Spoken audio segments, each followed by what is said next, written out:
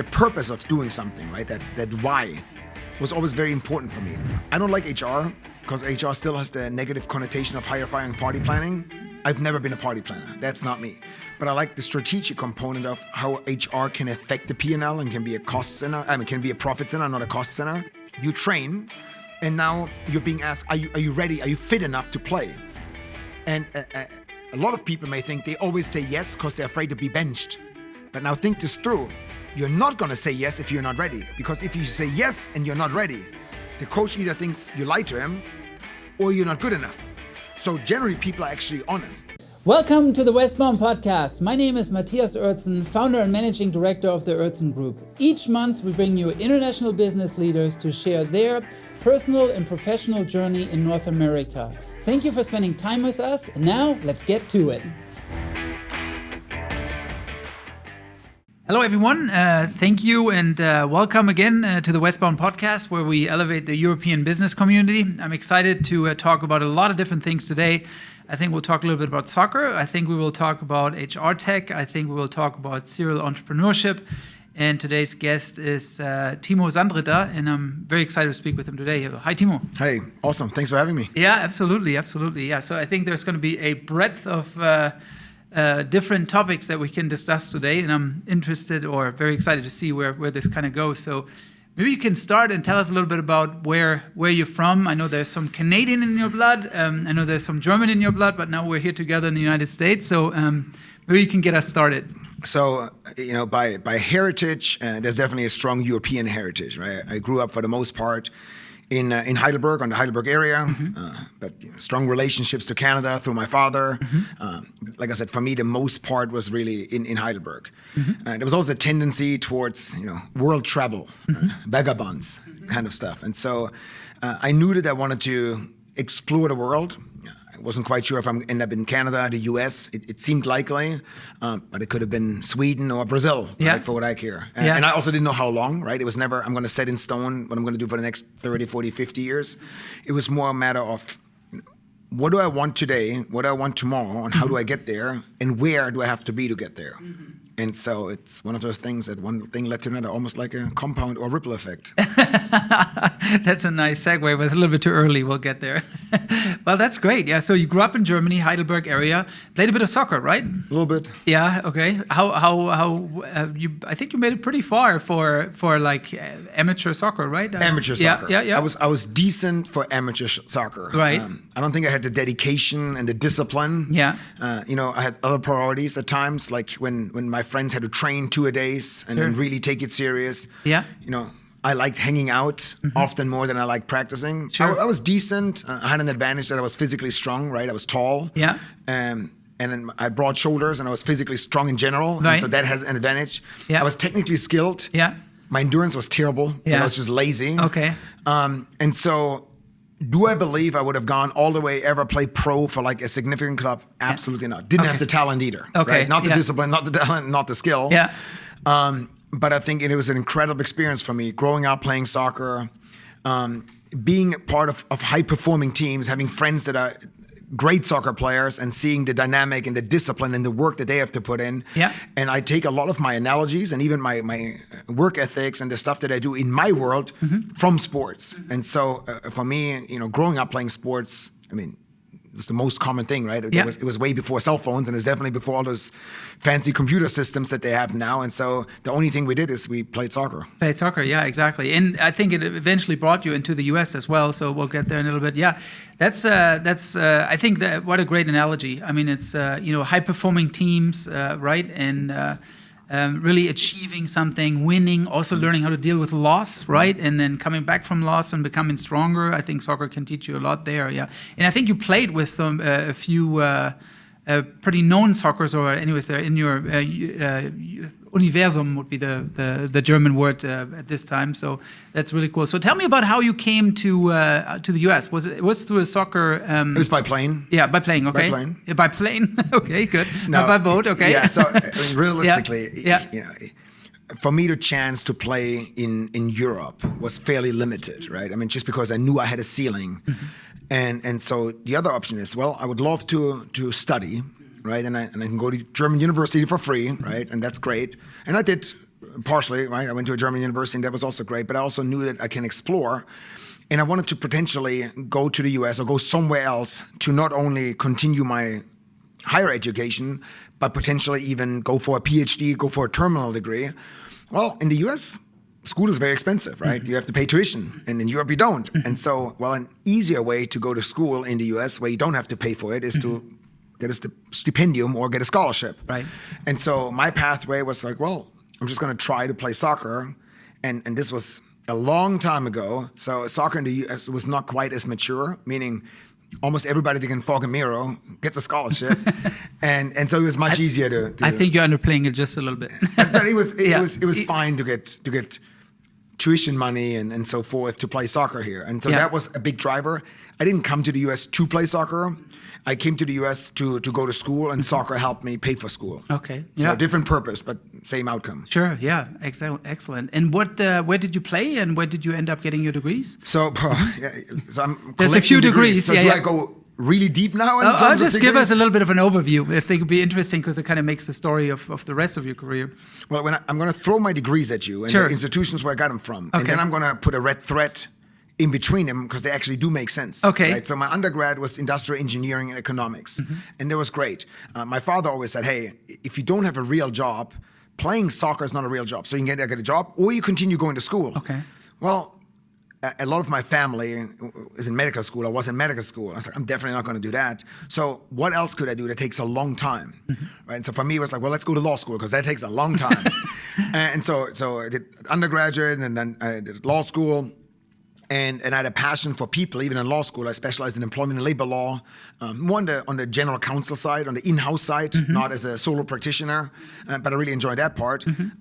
Like I mentioned, industrial engineering economics was an undergrad, and so I like micro and macroeconomics, but from business settings or the micro side a lot more than just from a global perspective. And so, for my educational background, I guess have the law school, of course, my undergraduate, a PhD in business that had an emphasis on management, like general business administration. But even my dissertation had to do with post-merger and acquisition integration. And there it was the human side. I'm building my thread. You can tell in a second. So employment and labor law, PhD in business, but with some emphasis on the merger of humans in companies.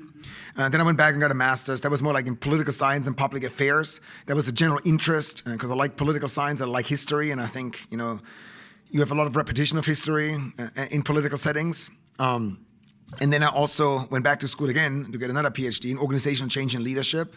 And that's also focused on high-performing teams. And so my dissertation there was understanding human behavior, human skills, right? Like stuff that drives you, hard and soft skills, and motivation that's intrinsic in organizational context.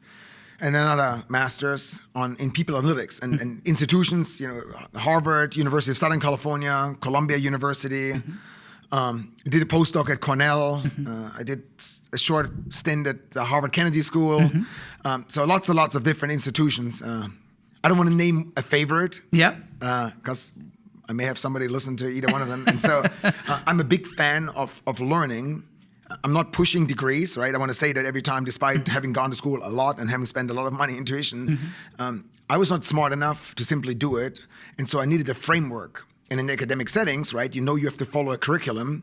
And when you follow that, you have an outcome. Well, I'm very outcome-oriented, right? I love competition. I love goals that I can achieve and kill and over-exceed. Well, so in school, you get a good grade if you succeed, and that was awesome. And I was blessed that I have always got good grades, not high school, but after that, always had good grades.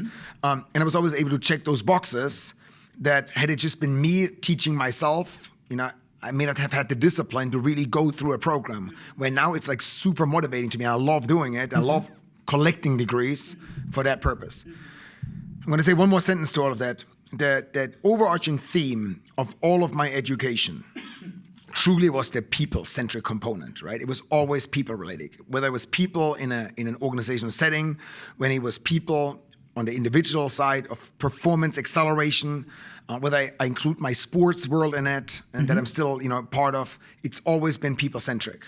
Yeah, very interesting. Yeah, quite some esteemed organizations and lots of doctor titles that you've collected. And yeah, very interesting to see that thread of people in it. And that's, I think, carried you on professionally as well. Maybe you can tell us a little bit about that, how what your first career step was in the US and how that's kind of carried you into entrepreneurship. And I think that kind of was always in your veins, right? Yeah, I think I was a really, really bad employee. Okay. I worked for a really large multinational German-based company in the US. And I did some in-house work as a young lawyer, mainly on the procurement side, but also understanding people and how you move certain components into NAFTA, following automotive. And this was in a manufacturing environment. But I also realized that I was like probably they had 500,000 employees at the time. I was probably the very bottom of the totem pole. And I didn't always agree with management. I had that arrogance that I thought I was smarter than some of my managers, and that really bothered me, and I couldn't do anything about it. Plus, I always had drive, and I hated when people put like a ceiling towards the drive. Did this become really clear to you early on, or did Yes. did you try to tame yourself? Like, because you have part of a German upbringing is to kind of be part of, like, I think, how do I put this the best way? Like, we are kind of uniform. Like, what happens, you find your place in society, right? And you do that job, and partly because that's what your dad did, right? Or that's what your mom did, or this is kind of where you fall into society, right? Like, was there some of that in you as like being part German and having grown up in Germany, or was it from the very get-go? It's like, no, I'm sticking out. I'm not a fit here. I was even in German high school. It's not that I had bad grades in the certain subjects. I had bad grades in behavior because it was really hard for me to just conform.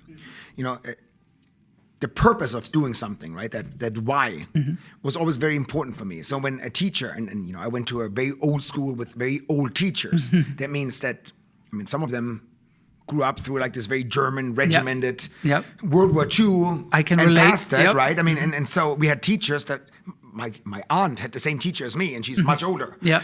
And it was really hard for me, right? It was really hard for me to conform to rules for no reason when I didn't understand the purpose. I always wanted to challenge the status quo. And so when you look at some of my other family members, very black and white, right? A straight line, right?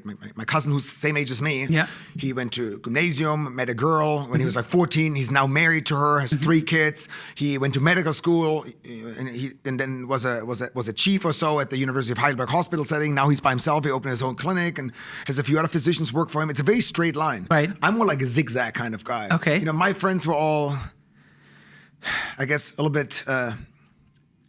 bit less orthodox, I guess. Okay. And unconventional, right? I had I have some friends that are in jail, right? I have some friends that like to smoke weed a lot more than they like to study. But I also had friends that were super successful. So it's very diverse friend base. And my thing was always that I want to do what's fun, right? Sure. I never want to just have, I didn't care about money, so there was no external motivators that I had to worry about. And so, I wanted to be competitive, of course. And the athlete in me is like, I'm going to give my absolute best and some. And if you are trying to beat me, I'm going to go all full out, even if I kill myself. I had that drive. But this German upbringing that after 1 has to be 2 has to be 3, it was never me. And it was a big problem for me growing up. I can imagine, yeah. And but at the same time, then you have soccer, which is very black and white, right? Like if you score more goals than the other team, you're winning. And it's like that's what your goal is, right? Yeah, but it's a calculated risk, right? Yeah, it is a calculus. Yeah, I agree. Yeah. And so as long as I can be in charge of it. The reason why I love soccer, it's because there's some emphasis. Yes, there's tactic and there's strategy. But there's no true playbook like in football. In football, in American football especially, right? You say, hey, draw up a play. This is the play, and you run straight and then left. 5 steps this way, and then you take a right turn for 3 steps. I think soccer, you have to adjust much faster on the pitch. And I guess there's more individual freedom to make decisions. Yes, you have a tactic. Yes, you have a strategy. You adapt towards your team members and the opposing team. But there's decision making on the fly to ensure that you have a positive outcome.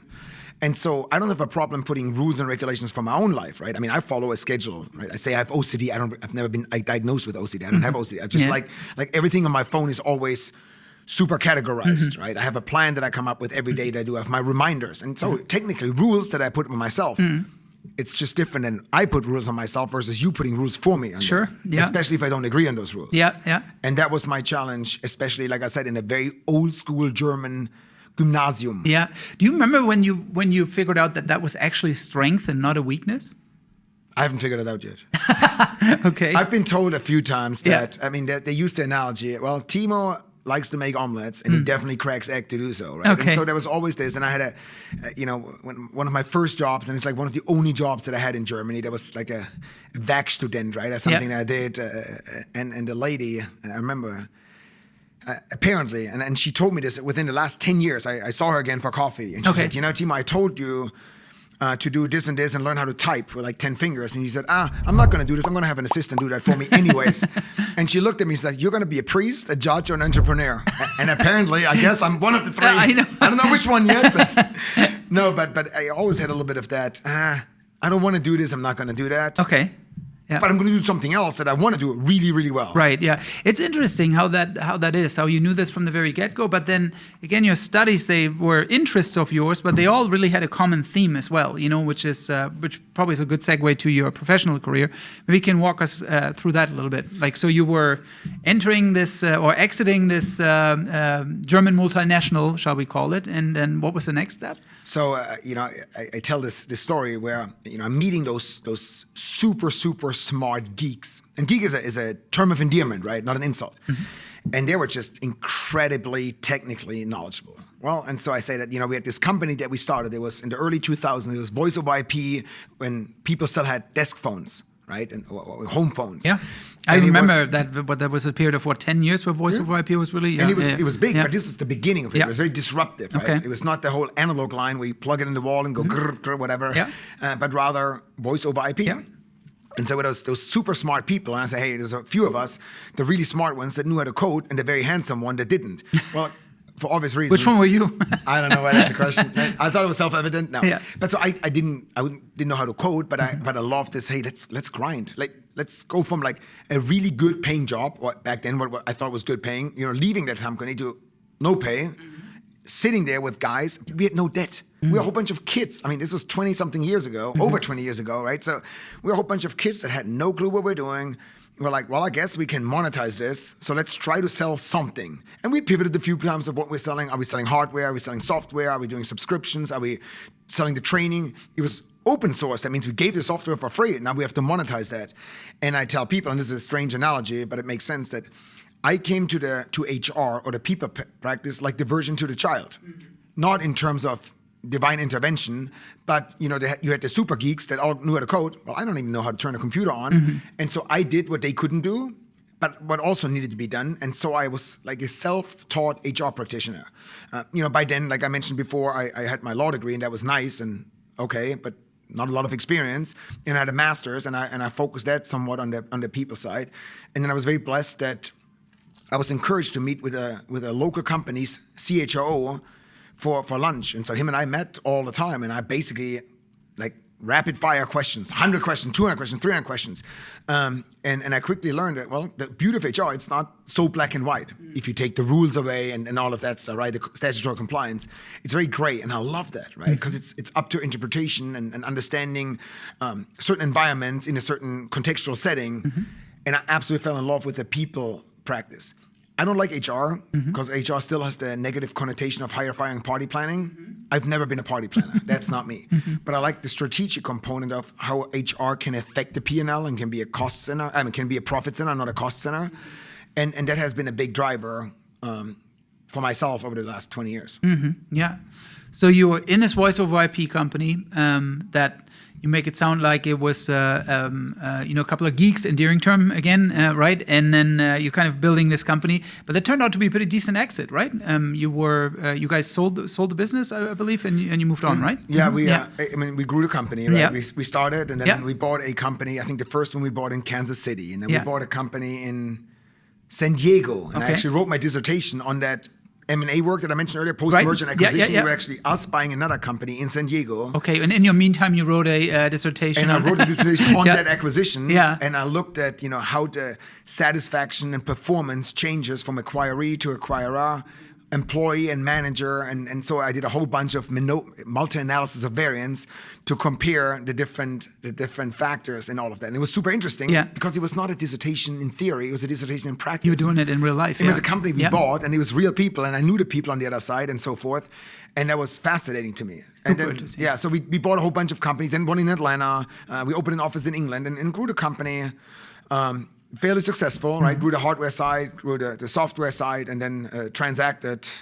I guess it's been almost 10 years now. Yeah. I left before we transacted, so I was still a shareholder, but I left as an employee.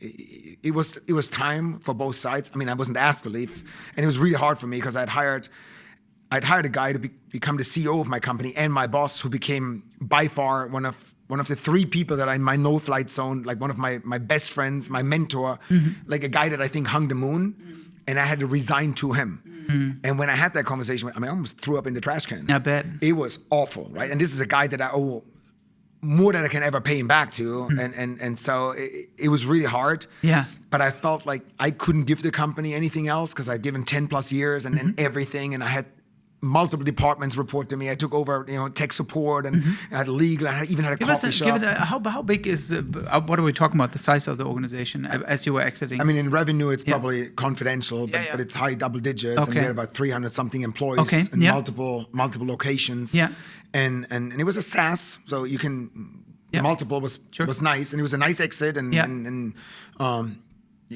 it was a great learning experience as well, right? And so the success that I put on that time is not the success that came out in monetary.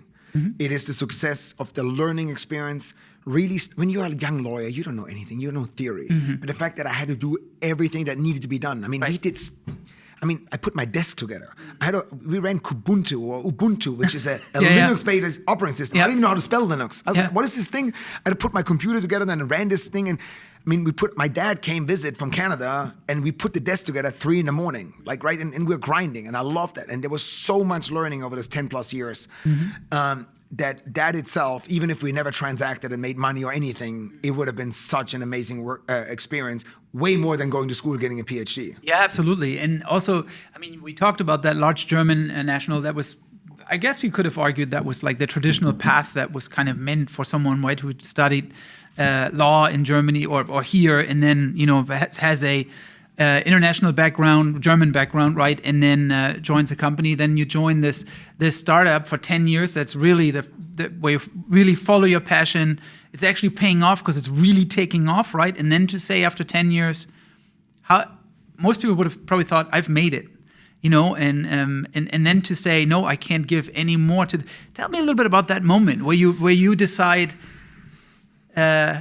You know what I mean? I mean, it's like you for 10 years you give it your all, and from building your desk to having your dad help with the Ubuntu, you just talked about all this, and you get to this point after 10 years where like, okay, I think I've given everything I could to this, and I need to fess up and go to my partners and say, hey guys, I probably should move on. The hard part was I had an amazing office, right? I had a corner office. Yeah. And it was an amazing building, and it had a form of an asterisk, or part of an asterisk, because our product was asterisk, right? Yeah. And it was an amazing building. We had running groups. I played soccer every day during lunch with a whole bunch of people there. So this was not my kids grew up in that company. Yeah. The lady that reported to me, the receptionist reported to me, she pushed my kids around on the mail cart, delivering mail. It was a 3-story building. And so my kids grew up in that company. This was not an employer, right? But I mean, we built the company, of course, and I had friends there, like real friends. Yeah. And interesting enough, and this is personally, the guy that I mentioned earlier, that's my mentor, I lived with him after my divorce, right? Okay. And so this is a lot more than just, I'm leaving a company, I'm even leaving part of my company. But it felt right. And the reason why it felt right is the last few years I was there, I didn't feel completely fulfilled. Now, a normal person said, hey, you're making great money, you're your own boss, or you report now to one of your best friends who you love anyways. Why don't you write it out for the next 30 years? Exactly, yeah. But then what's life? Life is not about writing it out, right? I mean, you go full force. And then if it doesn't work out, you do something else and go full force. So I don't like mediocrity, right? And I don't like predictability in the context of boring. And so for me, it was like, hey, I'm going to have to try something else. And guess what? If it doesn't work, then I do something else again. And it was really hard to leave And there's times when I drove by the building. I mean, I went in and I talked to my assistant and I talked to the people that I've worked with for a long time. And we hung out and we had coffee. But it felt right. It never felt wrong. It was the right thing to do. And it was the right thing for the company. They brought in a CFO that was getting ready to put the company up. They restructured a whole bunch of stuff. And so I think building the company, the way you build it as an entrepreneur, and then bringing a more serious employee in, right? Because there's a difference between an entrepreneur and an employee. Yeah. But bringing an employee in that understands not a person-based approach, but a job-based approach, like a CFO that gets the company ready for exit, for example. Yeah. It was needed. Yeah. And so, again, I knew I had my friends there. I can go there whenever I want anyways, right? And I talked to them, and I had an office not too far away from that we then opened as well. Yeah. And so it wasn't as hard as it made sound. Okay.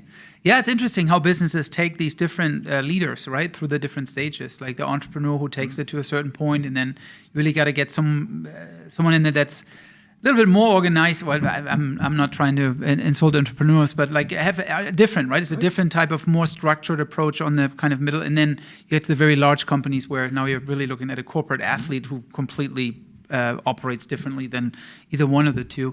Interesting. So you go from there to what was the next? Was it the next startup that you? Not quite so. Okay. Well, it was, but it wasn't. So while I was still at that company, that mentor friend of mine, his name is Danny. He had connected me with a few really hip, cool startup companies. And it was actually a big biotech center for genomics and genetics. And they needed help, a little bit legal, a little bit HR, a little bit organizational structuring. And he connected me with them. He's like, hey, can you help them? I was like, yeah, it'd be cool.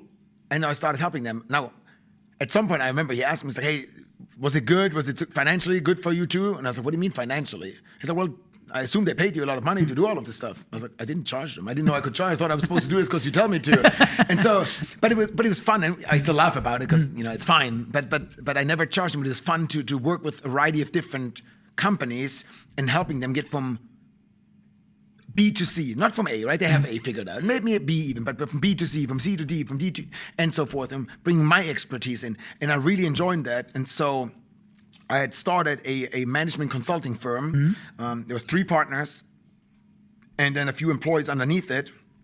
And we work with SMBs, mainly in the US, but some international clients, to really on strategy, right? So mainly with the C-suite, but understanding, go-to-market strategy and then the organizational context of leadership skills. Because you can have an incredible CFO, but doesn't mean that he's the right person on your bus, even if he or she is in the right seat of the bus, maybe it's the wrong bus. And then understanding all of that stuff. And so while we had started the company, we had a few big clients. And then one of the big clients came to me and said, hey, we want you to help us build out global operations, starting with the US. And it was a German-based company. And by then they were only in DACH, so Germany, Austria, Switzerland. Yeah. And they wanted to have a international presence. Right? They had acquired a company that was in the HR tech space before. It was a traditional German publishing house almost, publishing company. But then they acquired a company that was in HR tech out of Switzerland.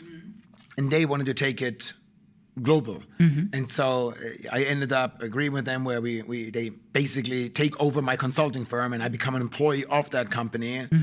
And the premise was to give it 5 years and to build out and see if we can be successful beyond DACH. And for me, it's always been that I want to work with people I like. I'm a team player, right? I was a soccer player, so I don't have to be best friends with everybody, but I have to know my role and everybody else's role, and I want to get along with them because I spent 8, 9, 10 hours a day with those people. And I was very lucky that a friend of mine from my little hometown in Germany, from the village I'm from, he's a few years younger, his sister is my age, he came to the US to LA, and he's the one that worked for that company too. And so, we started talking. I wasn't looking for a job. I was definitely not looking to close my consulting firm. But he's the one that engaged with us. And I knew him for, I guess at this point, I knew him for like 30-something years. And he's like, hey, why don't we do this together? Let's just build this bitch up. Let's build this up. Good. Yeah, let's build this up. And I was like, that could be fun. Yeah. And of course, in the consulting firm there, it was my wife and I together. So we were 2 of the 3 partners. We bought the 3rd partner out before we sold it. And then her and I both joined that German larger enterprise to build it out globally. And it was fun. Yeah. Because it was a startup with funding, like big funding. Yeah, that's incredible. So now we've gone from the software as a service, really, so tech, right? Tech sales, the voice over IP company, to now going to more on the HR tech side, right? So you're bringing in the HR part in the organizational development. So really, it's interesting how your education then kind of by circumstance really started taking that thread that you're talking about, which we're going to come to your latest venture that you just exited out of later. But super interesting. So tell me a little bit about that HR tech firm. What were some of the clients? How large did you guys get it? What you can reveal, obviously. Yeah. Again, it was a family-owned business out of the southern part of Germany. Great people that have been there for 150 years. No, I'm exaggerating, but a long time, right? Lifelong tenure. Sure. Very people-centric. Then we had that Swiss presence that was different in culture, which I didn't even know. And a quick anecdote, but for me, I speak German. I speak German. And when you talk to me for a while, you could probably think I'm German and I understand Germany. But I never worked in Germany. Like, I don't know German work culture per se, right? I don't. And so they assumed I knew cultural and conventional German and Swiss behaviors, and I didn't. And apparently I offended people. Like, I sent an email to somebody and I said, hey, let's say, Sebastian, can you blah, blah, blah. Yeah. And Sebastian came to me and said, why are you yelling at me? I was like, how am I yelling? Well, because you didn't write Dear Sebastian. I was like, I don't know if to say Dear. Like little things like that. Even as a German native speaker, I didn't know you have to put Dear because I'd never worked in Germany. Sure. I don't write German emails in a formal manner. But anyways, and so we're building this company up, and again, we had a lot of support from Europe to build it up internationally. The gentleman that I mentioned earlier, the friend of mine, his name is Kelly. He's an incredible dreamer, and I mean dreamer in the most positive way, right? He can walk into an empty room and fill it. He's an artist. His dad is an artist. His family is artists. But he has this thing where he can hold your hand and fly through the room with you, and it's incredible, right? And so he said, hey, one of his favorite things is like, we don't have a plan B because it distracts from plan A. So let's go full force. Like, we set the bar extremely high. We always look for a North Star. What is that? And so instead of saying, hey, let's start with the local mom and pop shop that we sell a software to for like $50, let's go real big. Like, who can we get that's real big? Right. And so in our first year or so, we signed big company, like big multinationals. I think at some point we had, like I said, Nike, Hilti, Daimler, Swisscom, Medila, Klockner, Zeiss, Vice Media, before they got a little bit crazy. But I remember being in New York and Brooklyn with the Vice Media guys, like shooting the shit and collaborating. And it was just incredible, right? And we went to all of those big companies as a brand that nobody knew in the US. Nobody knew who this was. Did you know the product was really good? Like, did you know from the very get-go, I've got a chance here, like this could be big? Or did you find out when you... roadmap that we wanted to be, the dream of what the product could become, I was 1,000% committed. I was like, this is something that is amazing. This is the next generation, right? We're moving And if I remember away. correctly, you spent almost a year looking at the before you actually signed on, right? Isn't that right? That's the latest company. Gotcha. Okay, sorry about that. Yeah. That one, they hired my consulting firm to help them. So you knew them through the consulting work then, I guess. And at some point they said, hey, why don't you and your wife join us? And we're like, we're a consulting firm and we do well and we have other clients. He's like, well, everybody has a price. Yeah. yours. What's yours? Yeah. And at some point we agreed and we said, okay, we're going to close the consulting firm and join you guys. And let's really build this up internationally. And what I said earlier, right? I have gone through the grind of starting a company and trying to make some money to pay yourself and employees. Well, this one was like, hey, we're building, which I love building, but we're funded from the mothership. I was like, well, this seems like super low risk for us. Let's build it up, right? It'll be amazing. I mean, what do you have to lose? I mean, plus I have ego. I'm never going to lose. I mean, if people tell me, hey, do you want a base or you want commission? I was like, give me zero base, give me all commission. I'm going to make you poor. Right. And so from that perspective, it was just this big dream for a software that in theory, I really believed can change the world. Sometimes I felt like we were a little bit too early, and especially in massive corporations, it may have been too disruptive, but it worked, right? I mean, we were very successful. What specific need in HR did it serve? Like, so we had anywhere from a career side on an ATS, an applicant tracking system, with an LMS, with performance management. Okay. And so And this was when? What year did you guys do this? 2015. 2015. Oh yeah. Okay. Yeah. I guess it's been a minute. Yeah, it's been a minute. I look the same. Yeah, you do. And but what I mean, obviously we work with HRIS systems and ATSs all the time, and I know some of the products that are out now, and then thinking 10 years back, I mean that those products looked a lot different. I can assume so. That was probably early on. Our PowerPoint presentations were better than anybody's. Okay. And our product roadmap and what we wanted to build and what we built to an extent, right? I mean, we really did deliver a lot. It had so much potential. Like I said, I feel like it was a little bit too early. 2015 was still, not to profile generationally, but it was still a little bit of I go to work at 8, I leave at 5. Sure. When I work, and that social component of everything being fluid was not quite present. And so, while we are super successful, there were also some times when we're like, the US is a really, really big country. The globe is a really, really big planet. There's only so much money. We're family owned, right? We're not VC funded where you can just dump 100, 200, 300 million into building a brand, into understanding brand awareness, into really building out your TAM and your go-to-market strategy, especially when you have multiple products. So what horse do you bet on? And it was challenging, but it was an incredible experience, right? And I spent a lot of time in San Francisco. We had a great office in San Francisco. We had incredible clients, we had incredible employees. And so just even sit around the table and brainstorm and strategize of, okay, what are we doing next? The gentleman that was kind of like the boss of this entire section, him and I became friends. We actually knew each other quite well.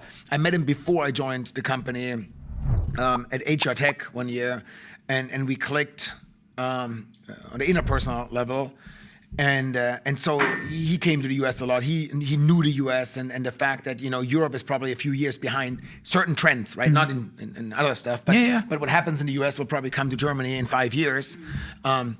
Things where a very big German company that everybody praises, they were like, oh my God, we have hybrid work models and we let people work from home. We're like, we've done that 10 years ago. I mean, this is like, we had ping pong, we had foosball tables, we had bagel Fridays, we had that voice over IP company, we had a basketball court. We had all the fun stuff back then already that they write about, like, during COVID, we're like, oh, we let people work from home. I was like, oh, you, look at you. And so it was great to see the trend in the US, despite having just a small presence here. And then, even looking at Europe and how we can, predict certain trends and therefore position our product accordingly. Yeah, interesting, very interesting. And so you were there for 5 years, and I think there was discussions about you staying another 5, but there was, is that about right? I was there and I spent a lot of, so I was not in HR, right? I was on an operation role in the company. I was a global CEO. Yeah. By title, but I also went to clients and I went to, I traveled. Yeah, did a lot of strategic stuff, and so you told me a story at lunch about a sales pitch. I don't know if you can repeat it in here. I mean, it's probably one of my favorite brands. Even growing up, it was just to me, it's very, very powerful. It's not a German brand, but it's a very powerful brand out of, I guess, Beaverton. Yeah, right. And it's a brand that's currently suffering quite a bit because of the Vietnamese tariffs. Let's just put it that way. But to me, it's an incredible. The people there. I mean, it's not. We can say it's Nike. Yeah, right? Sure. So Nike was one of those brands where I was like, man, we need to get them. That is and it started as a dream because why would Nike ever even know who we are and so forth? But it was like this you got to think big, right? Because if you limit your mind, then you're never going to exceed it anyways, right? Sure. You said, so we didn't have any limits. We're like, well, we can get anybody. Well, why wouldn't we? And so Nike was one of those companies that we worked with where they were partners. Like I remember, and I hope I don't get in trouble for that, like when we signed the contract, we were actually at HR Tech. We met them at HR Tech. They came to the booth. We had set up a big boxing ring, which our slogan was. It was like completely crazy, right? Because HR companies, they have the little booth. We set up an actual boxing ring that was used in a fight like 2 nights before. They cleaned it up. We set up that boxing ring and our slogan was, get in the ring with us. Like we want to be a partner. And so Nike came by our booth and we started talking to them. And I think a year later, we signed the Nike contract. And then we went a little bit too wild. I had to fly to Germany to my friend's birthday, the gentleman I mentioned earlier that I'm, again, now part of. And I don't know how many times I threw up on the flight there, simply because we partied with the Nike guys. It was an amazing experience, right? They all, and the campus is super hip. And, they play soccer, they go running. They all, I mean, it's cool swag. So working with that brand was probably one of the highlights of my professional experience in terms of a partnership. We had a co-creation together with them and some other big brands. And so it was incredible. Anyways, I don't mean to. No, I've loved that. I mean, this is a great story. Really interested to listen about it. Let me ask you about. So, did this company have the potential to become what a ADP today does, or what a like Workday today does, and that path was not chosen, or is it something that the company didn't have? It seems like there were very high end, obviously Nike clients purchasing this product. Yeah, I think it's, where I'm kind of getting, it's a family-owned company. Yeah, where I'm getting to is the following. Okay, so if I'm very interested in the tech scene in Germany as well. Like, just to kind of see, what do we have? Like, has there been a unicorn lately? Like what's kind of coming up? Not just in the HR space, just in general, right?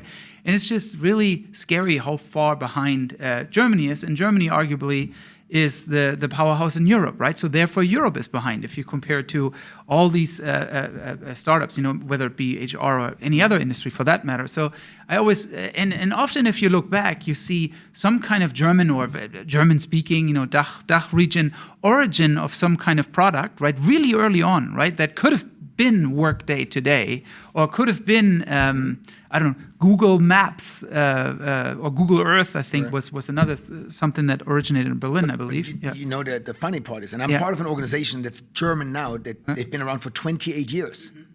But because you have what we call the error avoidance culture, Fehlervermeidungskultur, is that sometimes I feel like they have an incredible product, right? Imagine a Swiss Army knife. Right. Well, if you never pull it out, nobody knows about it, right? It's in the pocket and can do whatever. But if you don't demonstrate it, and I see that now with this organization that I joined 3 years ago, it is such a powerful tool, but creating that brand awareness and having the confidence to show the world what it's capable of, right? I feel like in the US, we do a much better job in terms of, brand positioning, value creation, at least on the marketing side, marketing communication and so forth. And so the company was family owned, right? In order to really go full force, you need a lot of money. And in the US especially, and so I think the family was just at a point where they said, hey, we want to focus. We're making good money, and they're printing money, right, in their market. And said, hey, why do we make it so complicated, and try to go really global and trying to compete with some of those big companies that are heavy VC funded? When we make good money, we have our family legacy. We provide a lot of stability for our employees. I mean, people are there 30 years. We don't have to conquer the world economically, right? And so I think it was a conscious decision for them to retract a little bit again. Sure.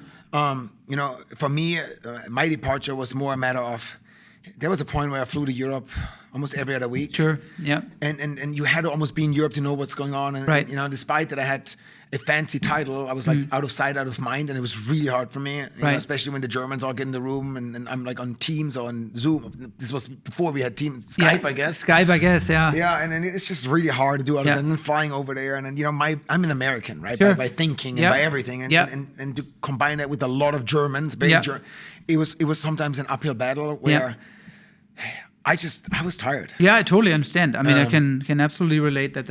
It's just so funny how you have a revolutionary product. Obviously, Nike is buying it, right? That must be a good. I mean, I'm sure you're a good sales guy, but if the product wasn't good, you wouldn't have sold it to Nike. Well, they were amazing salespeople we had. Okay. And what we built but it was multiple products. I'm not saying they were half baked. They were good for what they did. But it required a massive investment into each of the product lines to see that through successful. And you needed a few Nikes to understand the ROI and how it makes sense to fund that. Now, the legacy product in the German market was funding a lot of the innovation that took place, right? Yeah. And we had to place our bets, of course. But my friend ended up leaving and doing something else. I had started another company in 2017, 2018, like a company that's a true passion of mine that combines my entire life, from sports to education to my belief in how enterprises should be run.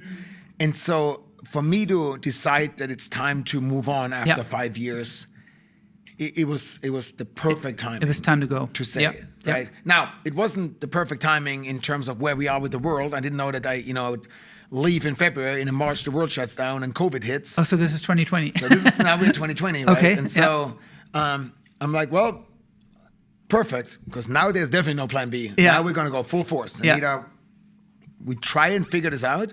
Now, needless to say, the product that we had developed with high-performing teams in sports, performance in sports is not different from cognitive performance for, let's say, employees. And I saw a niche in that market while I was in that HR space or in the HR tech space. And so we had built something like a performance accelerator, together with a few professional soccer players out of Germany that was tied to physical performance. But then in 2020, when I was like, well, now we can go after anybody. Well, my next PhD, that organization change and leadership one, was written on understanding individual skills, individual intrinsic drivers for motivation, and organizational context. So what's happening in your hippocampus when you sleep, how your, all your thoughts are being processed towards learning or not. And I was like, well, we don't just have to do that with physical. We can do that with enterprises. Now, we had built a platform, are you ready? That worked with high-performing teams, under stress, often distributed. March 2020, everybody was dead. Everybody was dead. So we're like, well, amazing. Yeah. And we signed a big client here in town with Warner Media. Okay. And so Warner Media was one of our early enterprise clients, and they knew us from the spot. I met the Warner Media guys before, and we started talking about stuff and doing stuff. And they said, hey, I love what you guys do with sports teams because they're distributed and they're high performing, and we have to make sure we get them to their good performance. And the people at Warner Media, they were the creatives, right? That was their product. I mean, the creative employees at Warner Media, they were so valuable in ensuring that they are right seat of the bus, right skill, right bus, right driver, blah, blah, blah. Analogy with the bus, of course. Sure. But and they came to us and said, hey, we would love to partner with you to get it in enterprise. And so in that point, we're like, well, okay, our sports teams are great. Let's change the focus a little bit and go more into like an enterprise world and then do that. Let's go a step back to pick up our listeners, okay? Because I think that was a little bit fast. I can see how, like, through your prior experience, right, you see this gap in the market, and then you said with a few professional soccer players, you developed this. Tell us a little bit about this. Like, how did that come to be? With those relationships from your soccer days, with those relationships you had built through your business career, to really kind of come up with this product, and then get to Warner Media. Tell us a little bit about the meantime. So, by the way, I think you can tell now that I'm one of those people. I normally see stuff that happen 5 steps ahead. Right. I'm really bad articulating everything I see. And so my wife is normally really good. I have this big vision and strategy in my mind, and she then breaks it down. But was she with you with the always with the HR? Every company. So I'll have a follow-up question later about working with your spouse. But I couldn't imagine anything. I don't know any different, right? Okay. So, yeah. Anyway, so we looked at starting this company, and I'm giving you a kind of high level, and maybe not in the right chronological order, but I throw puzzle pieces that will make sense. I don't believe in negative performers, right? Einstein said if you judge a goldfish by its ability to climb a tree, you would write the goldfish off as a failure, simply because the goldfish is not an element, right? And so I really believe that everybody has a certain skill. It's just a matter of where's that skill needed. That was always important to me. I don't believe in annual performance appraisals, right? If you have ever played a sport, if you have ever had a child, if you have ever been a child, you don't reprimand or praise once a year, right? So annual don't make sense. Like in sports, we know the coach. Those are all extreme good athletes in professional sports, right? They still have a coach. The coach doesn't tell them how to do their job. The coach adjusts. With our children, right? I mean, we don't wait a year and tell them, hey, you got a bad grade, here's a spanking. It wouldn't work. I spank my kids no, I don't. But my point is, it's an ongoing coaching and feedback culture. That was very important, right? And so that is a big part of the product itself, that it has to be ongoing. You have to pulse ongoingly, not just once a year. So get rid of performance appraisal. So you have this ongoing coaching and feedback culture there. Then development, whether it's physical, whether it's cognitive, if you do 10,000 push-ups right now, if you could do it. I could do 4. Okay, yeah. but there's very little gain from that. Right. So rather do 30 a day indefinitely versus 500 now and never again, right? And so even cognitive development, So we don't just put it in our short-term memory to take a test, to pass the test, and then forget it. Like how often do we go to seminars and we sign in and we're super excited, we have this kumbaya, and the next day it's a come to Jesus because we forgot about it. Yeah. We got to get it in our hippocampus. And so the software, and I promise I'll bring the loop I think this is so it's really about pulsing the organization to get a status quo. Now I know what the status is, right? So you're actually looking at how are you treating just high performers, or you're looking at all? Everybody. Okay, like, so you look at everybody, it's like, okay, what are you doing to actually doing these constant inputs that would lead to high performance? Yeah, but high performance doesn't have to be everybody runs a marathon, right? Sure. I mean, high performance could be whatever the job description progression. Yeah, but progression within a job, right? You can do 1 push-up to do, maybe you do 2 more. That's great. Compared to me, it's terrible, but I'm kidding. But you know what I mean, right? Sure. It's your individual progression. I would hope that every individual has enough drive to where they want to be better tomorrow compared to today.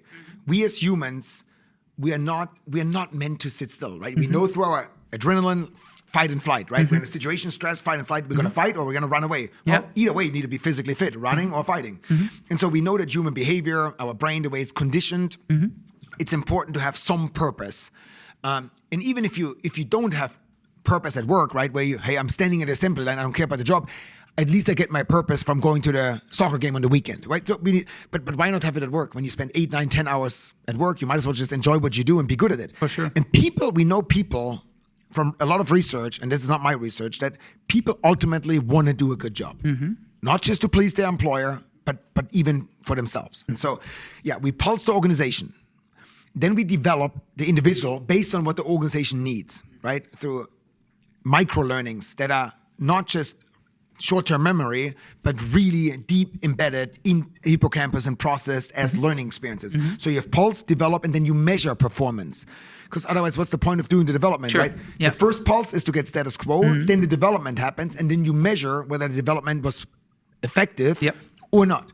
And then what starts again? You pulse again. So it creates that ripple effect of pulse, develop, perform, pulse, develop, perform, right? So that's the premise of the product. Well, now I'm bringing back to your original question. When we first started, this is coincidence. We had this idea for Ripple, and we were in Munich in the summer of 2017. And, we're hanging out, kids are little, running around in the yard. One of my friends just had a baby. We're in his backyard. And we're talking about this idea of like trying to build a company that has this ongoing coaching and feedback culture, the adjustment when needed, not waiting for a year to develop based on your motivation, like what really motivates you. Not like I give you a car when you really want a steak, or I give you money when you want more freedom to think, but really intrinsic drivers. And we started talking to them, and they were both professional soccer players. And they're like, we measure certain stuff like that. And I was like, how do you do that? I was like, well, there's an Excel sheet, and there's a question, and we put an X there. Okay. I was like, this is the 21st, this was 2017, not 1980. Yeah. I was like, what do you mean? I was like, that is it. I was like, we can digitize that so easy. Like, this is like such a low-hanging fruit. I was like, okay. I was like, so so we're looking at perceived workload ratio. Like as a player, you train, and now you're being asked, are you ready? Are you fit enough to play? And a lot of people may think they always say yes because they're afraid to be benched. But now think this through. You're not going to say yes if you're not ready. Because if you say yes and you're not ready, the coach either thinks you lied to him or you're not good enough. So generally, people are actually honest. And perceived workload ratio and tiredness and susceptibility towards injury and actual are very closely related, right? We actually had a patent on exactly that. Perceived and actual workload and stress factors for it. And so to tie it back to the professional sports world, we know that they measure a lot of stuff already anyways, right? They wear a vest. There's a lot of lactic acid, VO2 max. You know that when you run, if you tell me you ran a 5K, that doesn't mean anything. But if you ran a 5K in 20 minutes, okay, now I have 2 data points. If you had a cadence of 172 and a heart rate of 130, now I have more data. So the more data I have, amazing. Well, in sports, especially on a professional level where they played, they have so much data floating around. Data, And so it's like, well, we can take that data and build this performance accelerator, not necessarily to even make you faster, but look at injury prevention, right? Because we can look at elevated heart rates or sleeping or what people eat. It all affects stuff. And the more we can control, like at that level, to you, whether you eat a pizza today, probably doesn't have a big impact on your race tomorrow when you run around the block. But if you play at the highest level, ensuring that somebody's not injured and can have peak performance, it does matter, right? Now we're talking millions of dollars saved or wasted. Sure. Yeah. And so that's when then we started, hey, we should go in professional sports because they measure a lot of stuff anyways. We can build a software to help engage with the individual athletes and then give the team, the organization, certain components where they can change. We had a traffic light system that we had developed for injury prevention. We had real data, and you see people that are more open towards injury based on their elevated heart rate, right? Yeah. Or certain components, or even their perceived performance. Very interesting. So it was initially, maybe it turned out that way too, I don't know, but to ask. So it was initially thought of as a tool in like high-performing teams, soccer teams or other athletic teams. Then you told us about Warner Meteor. So was there? Did it ever become where you felt like one vertical was much better than the other? Was it predominantly for high-performing sports teams, or did it end up becoming? I could think like the military, right? Like the SEALs or something like that. We have the Air Force fighter pilots. Ah, okay, okay. So So we started in sports, right? Because we had connections in sports. There was some American football, but mainly German soccer. Okay. And because of our because of our connections, it seemed like a low-hanging fruit. It's like, hey, get us into the soccer teams in various countries. Let's talk to them. Well, we charge by user. We're a software company, right? And so by user charge, there's only so many soccer players. Sure. It's a very small market. Yeah, this is a small market, compared to enterprise. Very targeted, yeah. And then, but we did realize that a lot of it, and again, this was my second dissertation, where I looked at this performance and trying to correlate data in emotional and cognitive performance and how we can correlate that. And then once we realized that, hey, we can take that same software for physical performance from a sports team and have a much bigger TAM on the enterprise side. Hey, let's defocus sports, still support them. You know, we had even a soccer player from Atlanta on our as an employee, right? The first captain that was ever Atlanta United's captain. Oh, really? Okay, was an employee. That was a great guy. And of course the Germans, right? They were very good soccer players. Once upon a time, long time ago, but we come from enterprise, right? I'm not sitting here claiming to know about professional soccer at the highest level, right? Champions League, Bundesliga, MLS. I don't. I mean, and so just because I kick the ball a little bit doesn't mean I know that world. But I know enterprise, and I know what enterprise needs, and I know what organizations needs, and I know I've been a CHRO, I've been a CEO, I've been an executive that deals with teams. And so it's not about high-performing teams by definition of being a Navy SEAL or being the best of the best of the best. It's more a matter of understanding constellation of teams of how to get the best out of them, right? I mean, you know the book, I think it's called Built to Last, how you take, you know, I don't want to say mediocre, but normal people and get high performance. And so understanding that, we started in the enterprise, we went over to the enterprise world and had enterprise clients, but then we also saw a need in the military, right? So we worked with the fighter pilots for the Air Force and what we call the SLED market. So SLED is state and local government education. Well, here, especially law enforcement.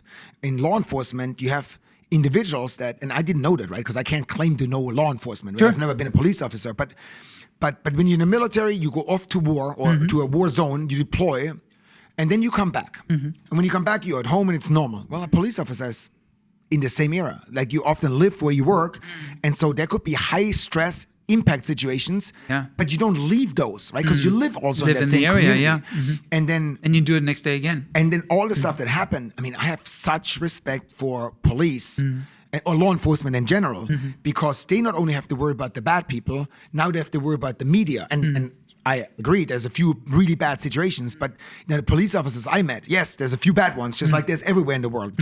There's a few bad police officers, just like a few bad employees, just a few bad athletes.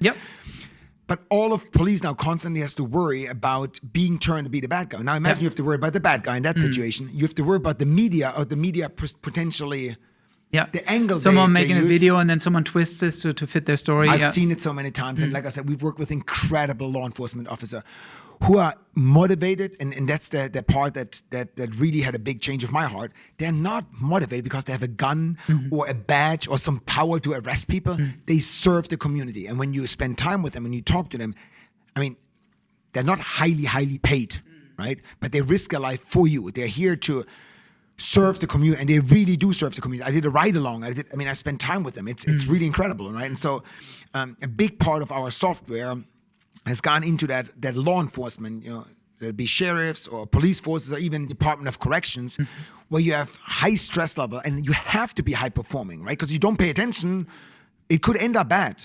Way worse than an accountant making a mistake, right? As an example. And so that was a I don't want to say a low-hanging fruit, but it made a lot of sense to position our product to really serve, and I mean serve that market. Yeah, excellent, very good. What kind of market cap is the wrong word, like, but what kind of revenue? How many employees did you guys have? How many customers did you serve? Like, how did that work out? I mean, it's a private company. Sure. So, but I mean, we had a SaaS model as well, right? And we had great revenue growth. Yeah. Right? If you track SaaS companies over time, we made the Inc. 5,000 list the last 2 years in a row. Okay. We had really good revenue growth over years. We had multiple offices. At some point, we had an office in Munich, then in Huntsville, Alabama, in Atlanta. Now there's an office in Denver as well. And so I believe we're growing nicely as a SaaS company. Yeah. We are, why I said earlier, this is for me more than just a company to make money, right? This is my passion, this is my life. And so we're creating impact in organizations where it matters. And that is the biggest success story, right? Where I can help a sheriff, I can help a police chief, I can help an organization, I can help employees be better. Employees, or creating impact in employees, who in turn create impact in organization. Everybody wins. Yeah, everybody wins. Absolutely. And it's absolutely your passion. The client wins, and client is happy to pay for that as well, if that works out that way. So from what I understand, though, you have exited that company, correct? Or you're in the process of exiting? We are. Yeah. We looked for the next big step. Sure. Right? And last year, we looked around into, do we take investment money? We have a very strong board. It was a credible board, people that I trust, blindfolded, that have advised us. We had investors, angels. And we said, okay, do we want to continue to grow? Or do we look for a strategic partner and institutional money? Let it be venture capital, growth equity, or private equity, or bank loan, whatever, right? And we looked at, and we talked to a lot of different institutional investors. I mean, a lot. Just because we wanted to make sure we partner with the right organization, right? Simply because this is more than just a company. Sure. And then we found the perfect fit for us. And so a growth equity that is extremely founder friendly, right? Out of Denver, Colorado, and they knew our market, and they have their playbook that deals with those power teams and their power network, where they can plug in people where it's needed, and they can help accelerate their growth for Rippleworx. And so last August, we recapitalized together with them. And so I'm now in a board role. I'm still serve a strategic component of it, but they're majority owner. We have a very strong board. We actually had a board member that's incredible track record, very successful SaaS CEO that now became Ripple CEO as of 2-3 weeks ago. So he's still drinking out of a fire hydrant, but he's an incredible human being. Has a lot of experience, even in law enforcement, was a police officer, was in the military, but also built successful SaaS companies. And so he's now leading this next chapter. And it's one of those moments where, it's time for me to get out of his way and support as much as I can. Yeah. But let him take over and take it to new heights. Yes, that's exactly kind of similar kind of ending or story as it was with the voice over IP company, right? It kind of came to an end. There was a good way to do that, and this is going to be great for Rippleworx and as you as well. What's next for you? Do you know yet? Yeah, I don't. I'm on the executive board member of a company out of Germany that I mentioned earlier, and it's, they have an incredible product that does analytics. Data simulation and modeling also in the HR space. And it's a really exciting product that I can really get behind and believe in and really understand its purpose in the market. Like, it's so easy to see organizations using that for various things, saving money, being more effective, being more efficient. And so I'm very excited about that and taking that to the next step, whatever that may be, right? Yeah. But being part of that, outside of that, I don't know. whatever happens, I guess. Yeah, that's awesome. Well, I think you're a serial entrepreneur, and there's something else will come up. I don't think you can sit still. So that's going to be really fun to see. Before we wrap it up, I really want to hear about working with your spouse. You said you've always done it. Like, how has that gone? Like you have kids together, right? You leave the work day at home. What kind of advice can you give? Like, how has that worked out for you? I mean, generally, when you say you take the work problems into the bedroom, yeah, you do. Yeah. The room itself. Yeah. But for us, I'm extremely dedicated to what I do. I love what I do. It's like I've never worked, right? Because I love what I do. Mm-hmm. And if I wasn't working with my spouse, I would be single, because if she was in her world and I was in mine, we wouldn't see each other. And I'm always 150% in. I hate low performers. I want to grind. I have so much energy left. And she's similar, right? And so I don't know how it is to not work with her, really, because we've been together ever since we worked together, kind of, right? So it's the same thing. Yeah. And so we've complement each other. We can talk about the same topics, right? She can relate to the stories that bother me or get me excited, and vice versa. Sometimes it's hard when she has a challenge and I want to be the typical man and solve, where she just wants to vent, and I want to solve it, and I know the people that it may involve, because they also work for me, right? Sure. And that makes it challenging. It makes it really challenging. Our kids are starting to complain that when we are never disconnected, like, oh, are you going to check your email all day? Like, we've gone on vacations. Like, we go to the beach, and this has been the last few years when we go on vacation, that I don't get in the water at all. Like, I've never, I love sitting there working, right? I have my laptop, I'm happy. Yeah. Whether it's at home, whether it's, in the beach. And so sometimes it's hard to disconnect, and the kids are now, they're used to it, and there's definitely some, I have this rule that when my kids ask me to do something with them, not go and spend money shopping, but like a physical activity, like sports, or, my answer is always yes. Yeah. Even if I'm super tired.